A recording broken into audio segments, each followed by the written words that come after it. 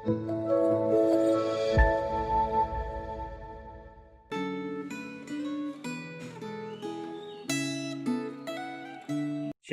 Bapak Ibu Saudara sekalian yang dikasih oleh Tuhan.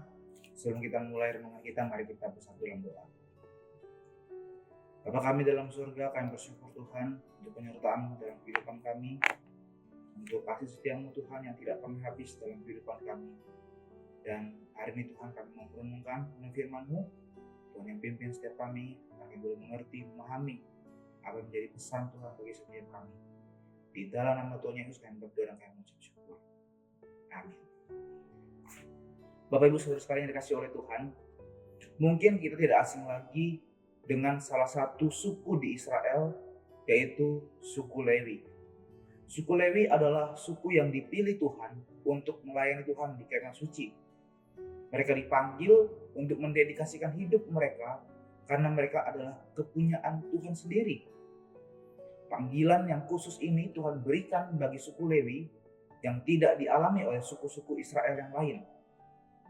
Saudara, Bilangan 4 ayat ke-46 sampai 47 dikatakan, semua orang Lewi yang dicatat oleh Musa dan Harun dengan para pemimpin Israel menurut kaum-kaum yang ada dalam puak-puak mereka, yakni orang-orang yang berumur 30 tahun ke atas sampai yang berumur 50 tahun.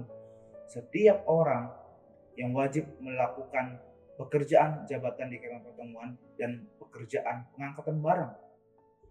Saudara, ini menjadi bagian bahwa bekerja dan melayani di kemah pertemuan atau di kemah suci merupakan panggilan yang Tuhan berikan secara khusus bagi suku Lewi. Suku Lewi dikhususkan dan dipanggil untuk bertanggung jawab terhadap segala sesuatu yang berhubungan dengan kemah suci. Di dalam Bilangan 4, saudaraku, dijabarkan apa yang harus dikerjakan oleh keturunan dari Bani Lewi. Ada 3 keturunan yang dicatat, saudara. Yang pertama adalah keturunan Kehat, saudara. Di dalam ayat yang keempat dikatakan, saudara, bahwa keturunan Kehat ini hadir dalam suku Lewi, keturunan Gerson dan juga keturunan Merari. Saudara, keturunan Kehat memiliki tugas adalah untuk mengurus barang-barang yang maha kudus dalam kemah pertemuan. Keturunan Gerson, tugas mereka adalah mengangkat tenda-tenda kemah suci dan tudung kemah pertemuan dari kulit lumba-lumba. Sedangkan keturunan Merari, tugas mereka adalah mengangkat papan-papan kemah suci, kayu-kayu lintangnya, tiang dan alas kemah suci. Inilah tugas-tugas yang Allah berikan bagi suku Lewi.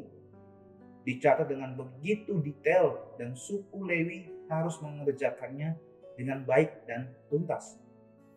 Allah menyampaikan tugas ini, saudara, melalui Musa dan Harun untuk diteruskan kepada suku Lewi.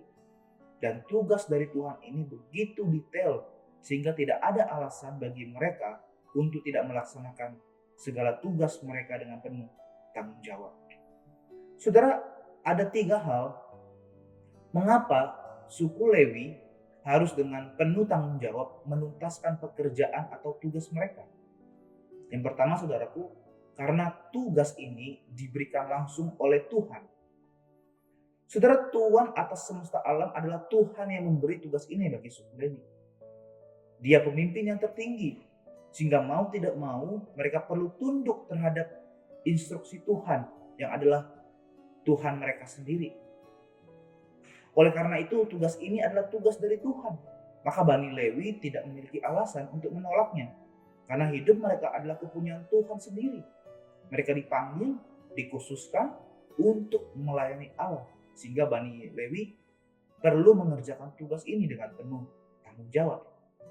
Alasan kedua, saudaraku, mengapa Bani Lewi harus dengan penuh tanggung jawab menuntaskan pekerjaan mereka adalah supaya terjadi keteraturan dalam kehidupan bangsa Israel.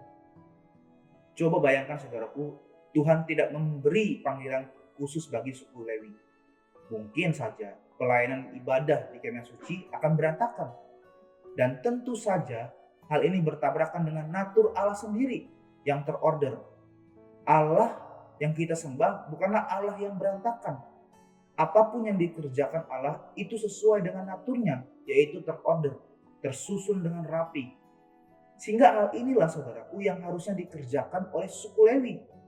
agar kehidupan bangsa Israel sebagai umat Tuhan dapat tersusun rapi, sekaligus merefleksikan siapa Allah yang mereka sembah, yaitu Allah yang terorder.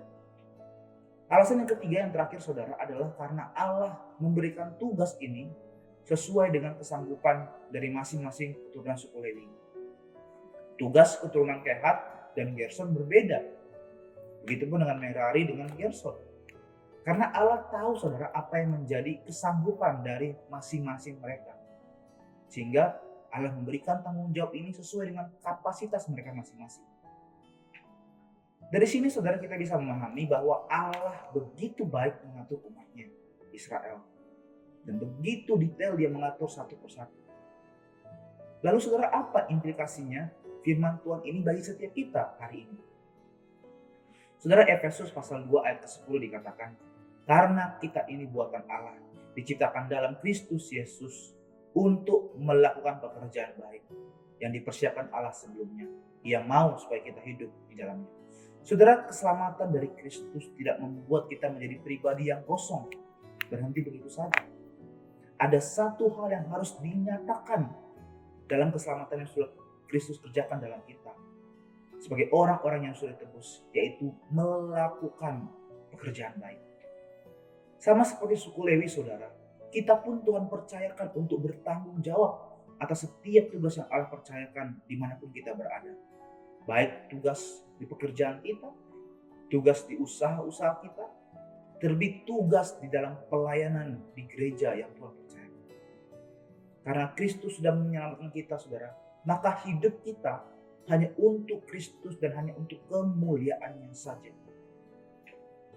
Saudara, hanya orang-orang yang tidak pernah mengalami pekerjaan Kristuslah yang layak untuk menolak tugas pelayanan dari Dia. Saudara, sehingga tidak ada alasan bagi kita saudara untuk berpikir panjang, untuk menimbang-nimbang apabila tugas dan pelayan dari Tuhan itu datang kepada kita. Tapi saudara, sebagai umat yang sudah ditebus oleh Kristus, harusnya ada sikap hati yang siap dan siap sedia untuk pekerjaan dan pelayanan Kristus di dalam kehidupan kita. Dan Kristus tentu saja tidak memberikan pekerjaan tanggung jawab yang di luar kapabilitas kita. Kristus memberikan sesuai dengan karunia-Nya, sesuai dengan kemampuan kita. Dan yang kita lakukan hanya perlu satu hal, bersandar dan mengerjakan itu di dalam Kristus. Amin. Mari kita berdoa. Tuhan, kami bersyukur hari ini boleh mendengarkan firman-Mu Tuhan. Dan biarlah Tuhan, firman-Mu kembali lagi mengajarkan kami Tuhan. Untuk kami boleh mengerjakan dan kami boleh menyadari ada panggilan khusus yang Tuhan berikan dalam setiap tanggung jawab kami. Tuhan, kami tahu Kau beri kami sebuah tugas, terlebih Tuhan dalam gereja-Mu, untuk kami boleh melayani Engkau Tuhan dalam kapabilitas kami masing-masing. Ajari kami Tuhan memiliki hati yang siap sedia bertanggung jawab, dan kami boleh mengerjakan itu semua Tuhan dengan penuh semangat, dengan satu semangat hanya untuk kemuliaan Kristus saja. Terima kasih Tuhan Yesus untuk firman-Mu bagi kami. Di dalam nama Tuhan Yesus kami berdoa. Amin. Tuhan Yesus memberkati.